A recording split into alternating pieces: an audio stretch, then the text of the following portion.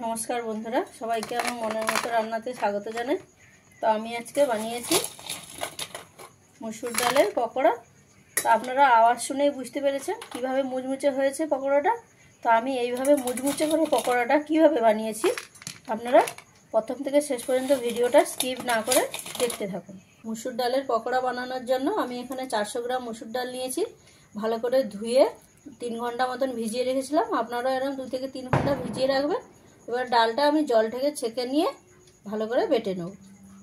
ডালটা আমি এরকম বেটে নিয়েছি। ডালটা যে খুব মসৃণ করে বাটতে হবে তা নয়, এরকম দানা দানা থাকবে, এইভাবে বেটে নিলেই হবে। ডালটায় আমি প্রথমে কটা মশলা দিয়ে মেখে নেব।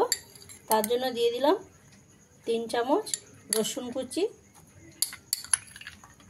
2 চামচ আদা কুচি,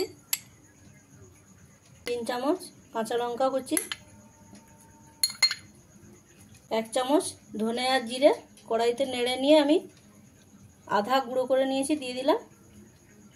হাফ চামচ হলুদের গুঁড়ো, 2 চামচ বেসন, 1 চামচ লবণ, চালের গুঁড়ি 1 চামচ, কাশ্মীরি লঙ্কার গুঁড়ি 1 চামচ, 4টে মিডিয়াম সাইজের পেঁয়াজ কুচি করে নিয়েছি, দিয়ে দিলাম। এবারে হাত দিয়ে ভালো করে সমস্ত মশলার সঙ্গে মেখে নেব।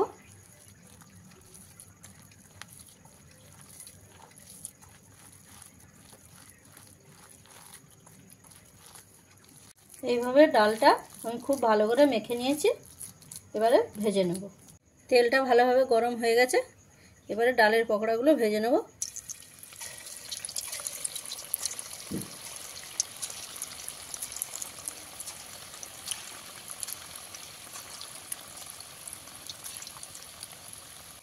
বন্ধুরা আপনারা যতটা পারবেন ডালটাকে কম জল দিয়ে বেটে নেওয়ার, কারণ জলটা বেশি হয়ে গেলে তাহলে ডালের বড়াটা ভালোভাবে শেপ আসবে না।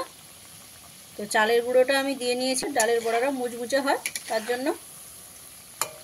আর এই বড়াটা আপনারা ইভিনিংয়ে চায়ের সঙ্গে স্ন্যাক্স হিসাবে খেতে পারবেন। এইভাবে উল্টে পাল্টে ভালো করে ভেজে নেব। ডালের পকোড়ার আগে এইভাবে উল্টে পাল্টে আমি ভালো করে লাল লাল করে ভেজে নিয়েছি। এবারে তুলে নিলাম।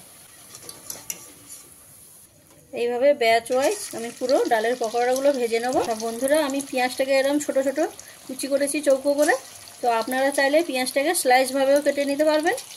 আর লঙ্কা কুচিটা আমি দিয়েছি 2 রকম, লঙ্কা কুচিও দিয়েছি, লঙ্কার গুঁড়োও দিয়েছি। তো আপনারা যে যেরকম ঝাল খাবেন সেই অনুপাতে ঝালটা দিয়ে নেবেন। এইভাবে এই পকোড়াগুলোকেও আমি ভালো করে ভেজে নেব।